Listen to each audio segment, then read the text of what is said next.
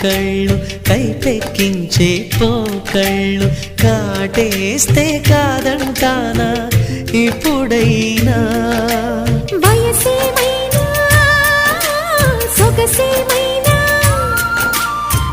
మరపించే మనసేమైనా